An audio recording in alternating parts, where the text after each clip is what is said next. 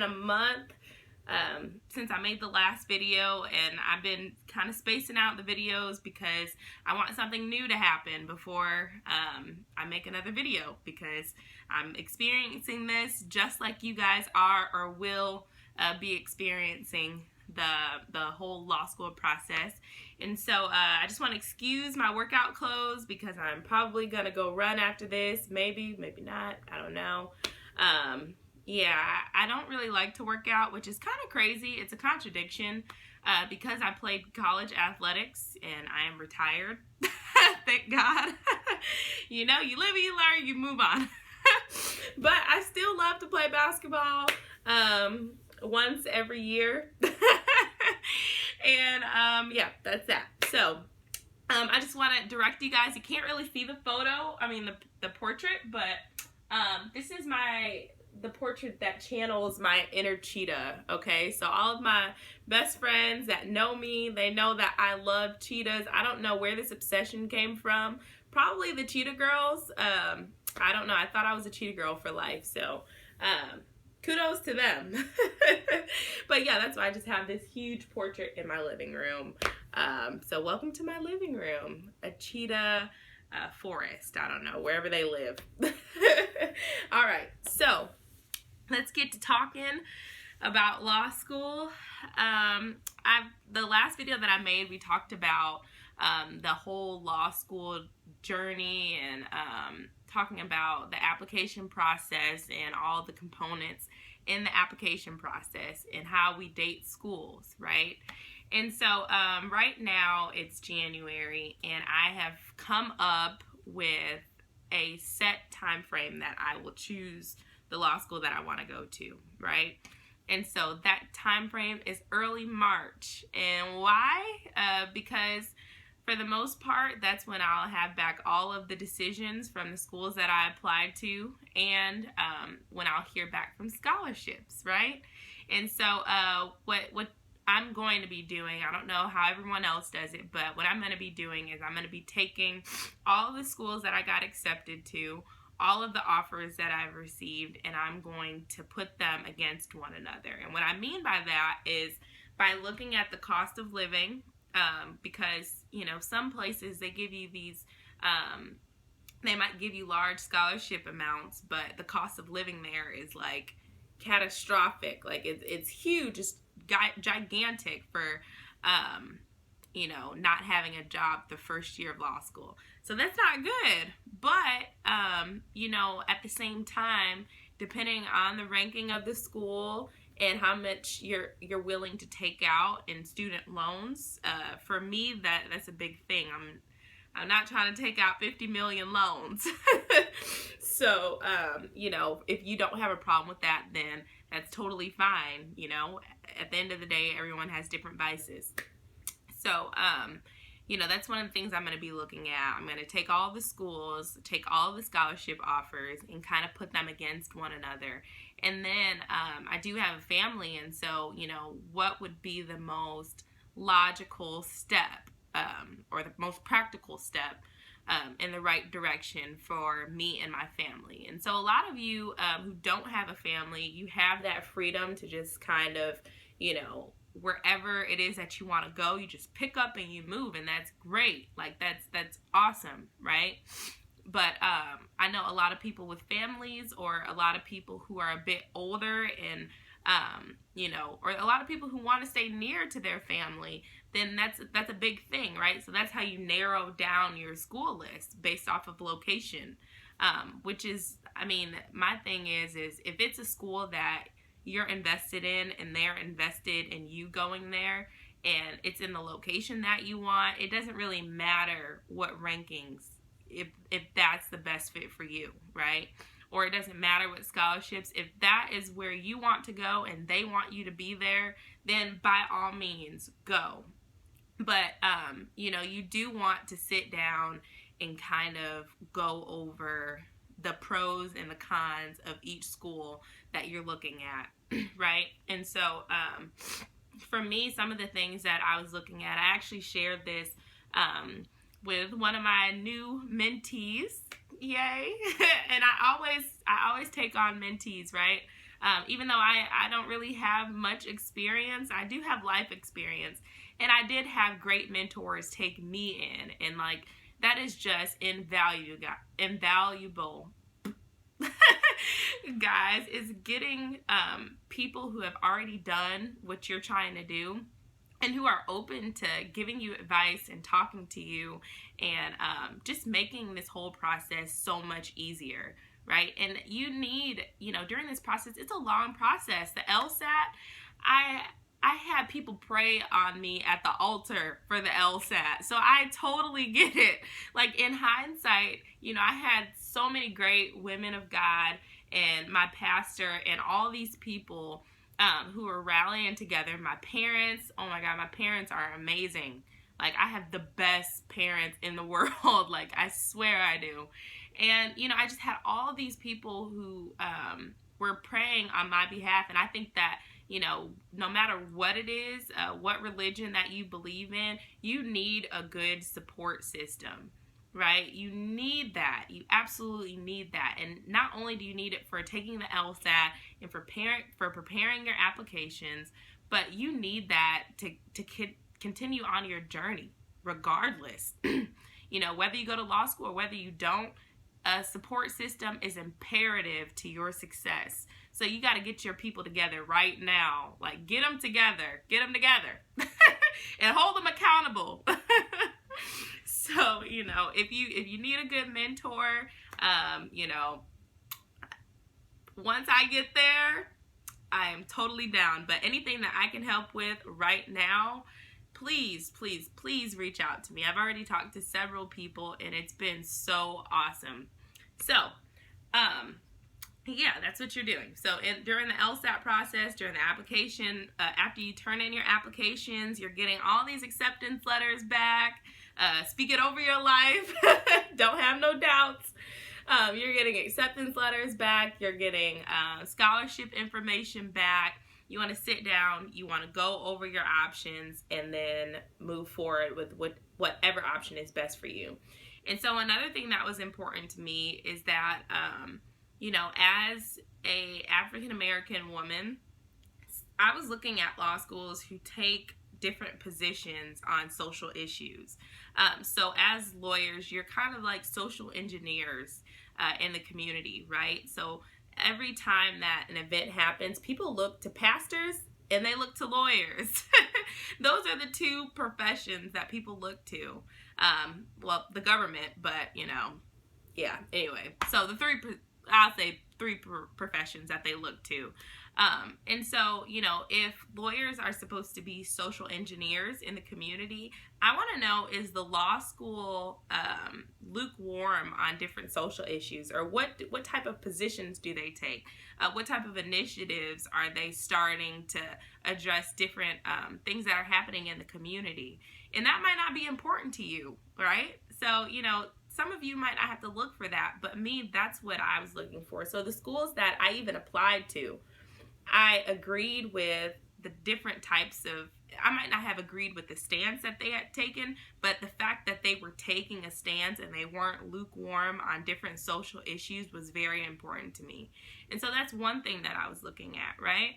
And then another thing that I was looking for was the different professors. So for me, I'm very interested, well, I won't say what I'm interested in because I'm kind of open to what I want to practice, but I'm definitely interested in a certain type of law, right? And so for me, I want to learn under the best professors in that profession. So in law school, a lot of your professors, they'll have went into law and they have practiced for years and years and years in this one area, right? And they've kind of become like the gurus in that area. Well, I'm researching those professors, and if I'm interested in that type of law, I want to make sure that the law school has a professor that can kind of take me under their wing, because not only will you be able to learn so much under those professors, but they'll also have a network in that area of law. And so that's very important when it comes to getting internships and jobs and different things of that nature. And so, that was another thing that was very important to me. And also just how how much freedom the student groups have. And did the law school have clinics, right? So I do want to, I do think about going into litigation. And so a trial advocacy team, and a good one, that was a big thing to me. Or just having a clinic where each student has the opportunity to represent real life clients their second or third year in law school. That was super important to me, right? Because I feel like that's the best way that you can get practical experience. Not saying that you'll ever be prepared to graduate and just go straight into the law, into the legal field, which some people do, and that's great. But I know that the odds of that happening is very slim, slim to none really. But, I just found that to be very important to me, to get some type of practical experience while I'm in law school, to kind of tackle on some of those things. Another thing that you should look for is the programs, right? So if, say that you're interested in tax law, while if you're the type of person who are looking at rankings, while a school might not be highly ranked overall, sometimes they have the best programs. So like they might have the #1 tax law program but be ranked very low. Well, now that's something to look at, because if you're interested in tax law and they're the #1 tax law ranked school in the nation, then that kind of outweighs what, their overall ranking, if that's important to you. So, those were some of the things that I was looking at when I put a list together. And obviously I got great mentors who helped me along the way. Shout out to Nina Spears. And shout out to Jazz. Jazz Talks Law. That's her channel, her YouTube channel. And she has an awesome coaching service. Like, I totally support everything that she's doing. And although I didn't use it, she, even at the end of the day, like, she was always open to taking me under her wing. And if I needed to talk, if I was, concerned about something, she definitely was like, no, girl, you're brilliant. You're going to get in, like, and then she was realistic. So, Nina is just like that. Oh my goodness. Nina is great, guys. Nina's absolutely great. Absolutely. So, those are my two people who kind of helped me along the way. And, obviously there were so many more people who have helped me, and it's been, like, invaluable. But those are my two rock hard steadies. Thank you. Thank y'all. So right now I'm in the process. I got great news, and I received a full tuition scholarship offer from a law school, and I won't share who, because I don't know if I'm going there, and that's just kind of private, no offense, but I'm telling you, when I got that letter, y'all, it just confirmed all of my fear. God promised this vision to me, and it just really confirmed all of my fears about anything that he has ever promised me in my life. And I'm sharing this, and I hate to get too preachy, but you guys, like, literally I can remember going to the altar the day before I was taking the LSAT. And I'm going to share my law school testimony real quick, and then I'm going to end the video because I'm talking too much. But, I can remember the day before the LSAT, I was super nervous, guys, like so nervous. I've never experienced anxiety in my life, and this is the first. I guess there's a first for everything.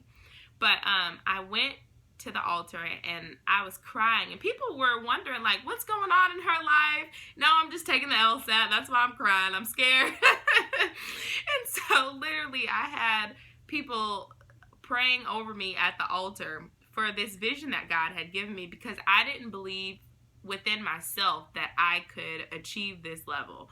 I didn't feel that I could, obtain what God had promised me. But I got there, and, I got to the hotel, because I stayed in the hotel the night before. And, I took the LSAT at 8 o'clock in the morning. And when I tell you that God sent a woman in the hotel, it was the craziest thing. I had met this woman the night before, and she just had like a mother spirit. And I was in the hotel, and my dad and my grandma came. And my dad was coming out of the hotel to drop me off at the LSAT Center. And we ran into this woman. And when I tell you that she prayed over me before, and this is a random woman, like it was hi bye, we kind of had small conversation, and she prayed over me before I went in there and I took that LSAT. Like, y'all, God provides. If he put a vision in your heart, he provides for you to obtain that vision, okay? Because it's not by anything that you've done. And that's why I give so much glory to him, because I may have worked hard, but at the end of the day, people work hard all the time and don't get the things that they're working towards because it's not in the will of God. And so if God has put that desire in you to go to law school, then that's exactly what you'll be doing. Now, at the end of I still feel like at the end of the day, he gives you wisdom to know which law schools to apply to. He gives you wisdom to know what law schools are realistic for you to get into. At the end of the day, though, I would still apply to those reach schools because you don't know what God has in store for you.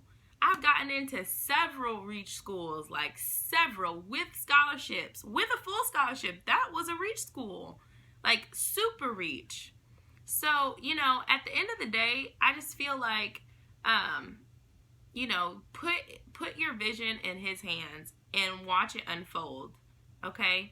Research what it is that you want to do. Research, how you want to go about doing it. I mean, don't get yourself in tons of debt to do something. Watch him open up the doors. Pray over the schools that you want to go to. Pray over every application that you send in. And the doors that he opens, he will provide for you to walk through them. And so, I'm at the point right now where I'm looking back and I'm saying, wow, I was scared for nothing. Like, you guys got this, okay? If you have any questions, I'll talk more. I'll try to upload videos as stuff happens. But I just want to encourage you guys, because I could not let another day go by without me saying glory be to God, guys. Glory be to God. And I don't know what y'all spiritual, what you believe in spiritually, but, me, I know that it was nothing but God, the reason why I am where I am today. So, all right, y'all. Peace out. I love y'all. And if you have any questions, comment below. Share with anybody who you feel needs encouragement right now. I'll start to share a little bit more of my testimony later as the months go by. And as I choose the school that I'm going to go to, which I'll share with you guys. So, all right. Bye.